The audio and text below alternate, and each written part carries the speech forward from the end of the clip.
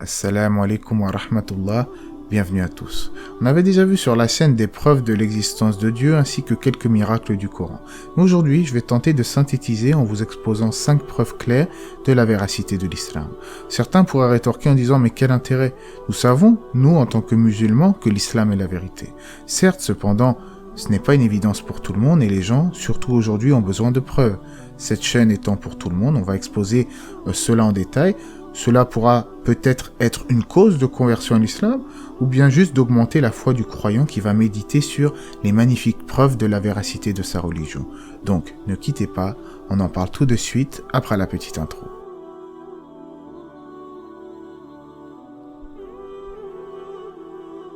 Les miracles du Coran. Quand on parle des miracles du Coran, on ne parle pas d'illuminés qui pensent voir des miracles à chaque découverte scientifique, non. On parle de véritables liens clairs et sans équivoque, et on en avait déjà parlé. Oui, il y a des versets coraniques, il y a plus de 1400 ans, qui contenaient des informations que nous n'avons découvertes que récemment. Comme le phénomène des haloclines qui, comme vous pouvez le lire sur cet article, nous explique que la salinité entre les eaux, selon qu'elles soient salées ou que ce soit de l'eau douce, il y a une barrière infranchissable. Ce phénomène est connu et cet article vient d'un site de référence de plongée sous-marine. Dans le Coran, il est dit clairement, dans le sens du verset, « Et c'est lui qui donne libre cours aux deux mers, l'une douce, rafraîchissante, l'autre salée, amère. Et il assigne entre les deux une zone intermédiaire et un barrage infranchissable. » Aussi, on peut citer également la théorie du Big Bang, qui a été initialement proposée dans les années 30. C'est un modèle cosmologique qui nous explique plus ou moins qu'à l'origine, il y avait une singularité à l'instant zéro de l'univers, une masse compacte, avant que ne commence l'expansion de l'univers. Allah dit dans le Coran, dans le sens du verset, « Ceux qui ont mécru, n'ont-ils pas considéré que les cieux et la terre formaient une masse compacte? Ensuite, nous les avons séparés et fait à partir de l'eau toute chose vivante. Ne croiront donc-ils pas ?» Comme l'indique ce verset, les cieux et la terre formaient une masse compacte avant d'être séparés. Quant à l'extension de l'univers, un autre verset évoque cela dans le sens du verset, « Le ciel, as-sama, nous l'avons construit par notre puissance et l'étendons constamment dans l'immensité. » Tout cela pour dire que le Coran contient des informations extrêmement précises sur des découvertes qui n'ont eu lieu que contemporainement, récemment, ce qui prouve que c'est une révélation divine. La Bible. Bien qu'elle ait malheureusement connu des remaniements en fonction de la politique des églises lors des différents conciles, elle contient tout de même certaines informations qu'il est bon de mettre en avant. Dans l'Ancien Testament, il est fait mention dans le Deutéronome d'un futur prophète en ces termes. « Je leur susciterai au sein de leurs frères un prophète comme toi, Moïse. Je mettrai mes paroles dans sa bouche, il dira tout ce que je lui commanderai. » Or, certains vont prétendre que ce prophète est Jésus alayhi salam, mais ce n'est pas ce qui est voulu.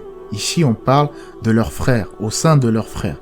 Et les frères des enfants d'Israël sont les Ismaélites, c'est-à-dire les Arabes. Les Juifs savent très bien cela. Ils savent qu'Ismaël, il est béni, alayhi salam. C'est établi clairement à divers passages dans la Bible, comme dans Genèse 21:13. Mais le fils de la servante, Ismaël, je le ferai aussi devenir une grande nation, car il est ta postérité. Et dans Genèse 17:20, à l'égard d'Ismaël, je t'ai exaucé. Voici, je le bénirai. Je le rendrai fécond et je le multiplierai à l'infini. Il engendrera 12 princes et je ferai de lui une grande nation. Et quelle grande nation est sortie des enfants d'Ismaël, alayhi salam, si ce n'est la nation du prophète Mohammed, alayhi salatu wassalam. De plus, dans le Nouveau Testament, il est souvent évoqué le Paraclès, le Consolateur, un esprit venant de Dieu, c'est-à-dire un prophète qui va produire les meilleurs fruits et qui va rectifier les erreurs des anciens, qui ne viendra pas pour les enfants d'Israël et les Arabes seulement, mais qui viendra pour toute l'humanité. Et qui est ce Consolateur qui est mentionné dans le Nouveau Testament, si ce n'est le prophète Mohammed, alayhi salatu wassalam.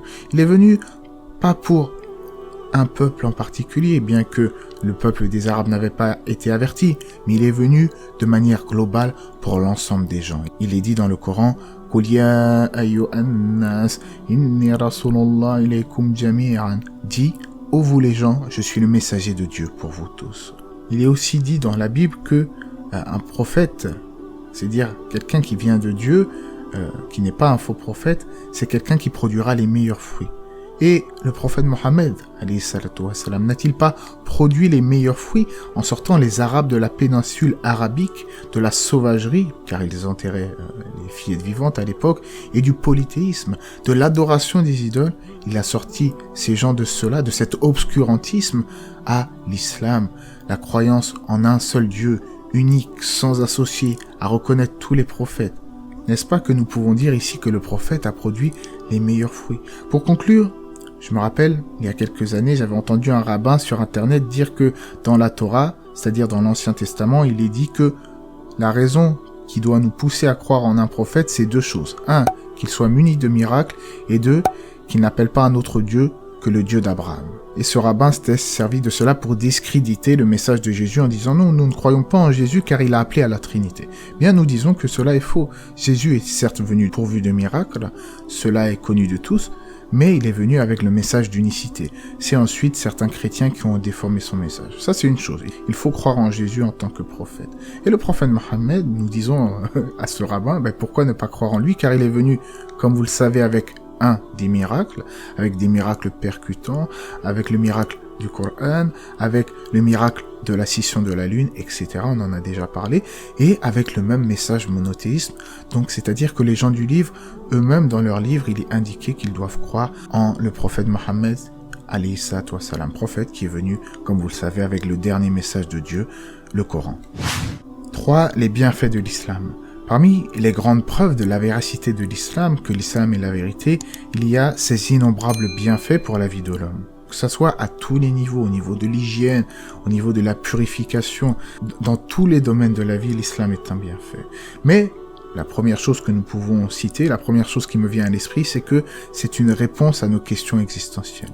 Combien de gens qui ont cherché la vérité et qui ont été guidés par Dieu ne renieraient l'islam pour rien au monde? Peu importe le niveau social, la nationalité, l'islam est une religion universelle que le Créateur nous a enjoint de suivre. L'islam appelle à la paix, à la sécurité entre les gens et il condamne le racisme, l'esprit de clan, l'esprit partisan, même au sein de la communauté musulmane elle-même. Ce qu'enseigne l'islam dans les textes, ce n'est pas, comme vous l'avez compris, la haine de l'autre, mais plutôt le souci pour autrui. On souhaite le bien pour les gens, la guider pour eux, mais on ne cherche pas la contrainte. On ne contraint pas quelqu'un à se convertir à l'islam par la force, par la violence, mais plutôt on discute avec bienveillance, avec bonne exhortation. Mais chacun après a son libre arbitre ici-bas de choisir entre le bon chemin ou le mauvais chemin, entre la foi ou de rester campé sur ses positions. On ne force personne à se convertir, mais nous disons qu'aujourd'hui la seule religion agréée de notre Créateur, la seule religion agréée de Dieu, ce n'est autre que l'islam. L'islam, cette religion qui appelle à croire en tous les prophètes sans exception, à aider son prochain, faire l'aumône, être équitable, juste, qui incite, qui ordonne de ne pas voler, de ne pas mentir, de ne pas jalouser ni tromper. L'islam, en réalité, comme vous l'avez compris, appelle aux meilleures moralités. Et parmi les grands bienfaits de l'islam, il y a le fait qu'Allah, de par son infinie sagesse, nous a envoyé comme dernier prophète et messager un homme aux moralités grandioses, comme exemple pour l'espèce humaine. Et qui est-il? Il s'agit du prophète Mohammed, sallallahu alayhi wa sallam. Un prophète qui était la bonté incarnée. Il ne se vengeait jamais pour sa propre personne, plutôt il était le plus accompli des hommes, tant dans ses mœurs que dans sa spiritualité. Louange donc à Dieu, à Allah, qui nous a envoyé comme dernier testament le Saint-Coran, point sur lequel je reviendrai un peu plus tard, Inch'Allah. 2. La raison saine, al-fitra en arabe. Parmi les preuves logiques quant à la véracité du message islamique, il y a le fait que ce n'est pas une nouvelle religion. L'islam, qui signifie la soumission à Dieu par le monothéisme pur, était le culte abrahamique originel, al-Hanifiyya. Tous les prophètes étaient sur l'islam en réalité. Seuls différaient les livres révélés et certaines lois propres à chaque époque. Mais tous, sans exception, appelaient au monothéisme pur, à se désavouer de l'idolâtrie, du polythéisme. En islam, nous avons pour conviction que la Torah est une révélation de Dieu à Moïse alayhi salam, que l'évangile est une révélation de Dieu à Jésus alayhi salam et que le Coran est la révélation ultime au prophète Mohammed alayhi salatu wassalam.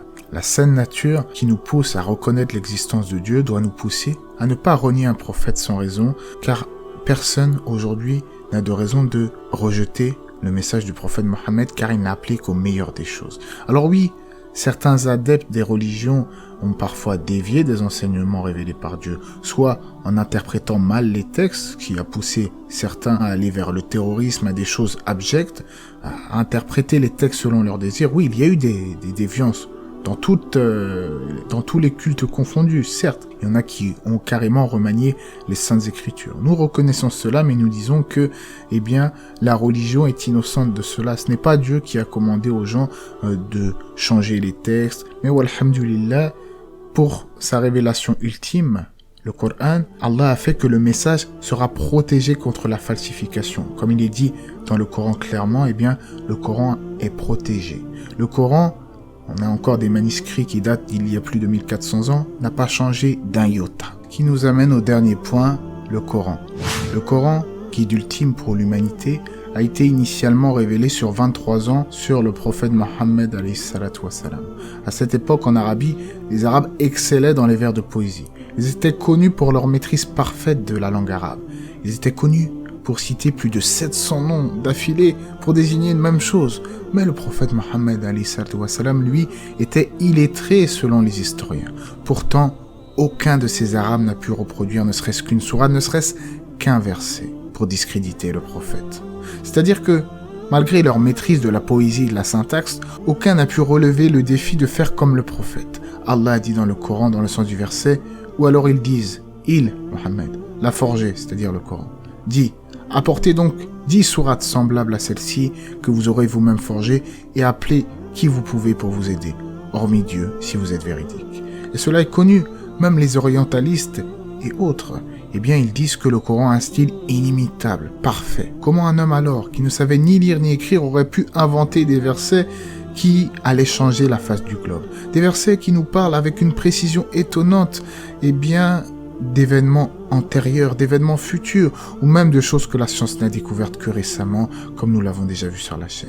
Et également, le Coran nous parle des histoires des anciens prophètes et messagers, comme Moïse ou Jésus, parfois des histoires très détaillées, et bien évidemment, le Coran nous enseigne la foi, l'humilité, la piété, c'est la réponse à nos questions existentielles. Le Coran est une preuve en lui-même. Le Coran, Al-Qur'an, c'est l'ultime révélation de Dieu pour l'humanité. Je sais, je me répète, mais il est important de le comprendre. Je tiens juste à ouvrir une petite parenthèse au sujet des miracles du Coran. Attention à ne pas se précipiter à interpréter le Coran en fonction des dernières découvertes scientifiques à tout bout de champ. C'est que quand il y a des choses claires qui sont connues des prédicateurs musulmans, comme ici la théorie du Big Bang, ça a été repris par Zakir Naik, par beaucoup de chercheurs. D'ailleurs, dans le tafsir de Ibn Kathir, on voit qu'il explique que les cieux et la terre formaient une masse compacte et Dieu les a séparés. Tout a bien été expliqué. Pareil pour le phénomène de l'halocline, ce n'est même pas au stade de la théorie. Donc c'est vraiment des liens clairs. Mais comme j'ai vu certains sites parfois qui vont chercher des miracles du Coran, et des vérités, à toujours mettre en corrélation le Coran et les vérités scientifiques, il faut faire attention car on n'est pas à l'abri que plus tard, que la théorie ne soit pas bonne. De plus, si la personne commence à interpréter le Coran en disant que le verset vise ce sens alors que cela ne vise pas ce sens, il aura des comptes à rendre au jour de la résurrection pour avoir donné un avis erroné. C'est pour cela que, en toute humilité, j'essaie toujours de chercher dans les tafsirs et de vous rapporter des choses qui sont sûres. En tout cas, j'espère que cela vous aura été bénéfique. C'était 5 preuves de la véracité de l'islam, mais il y en a beaucoup d'autres. Allah sait mieux. Que la paix et les bénédictions d'Allah soient sur le prophète, sa famille et ses compagnons.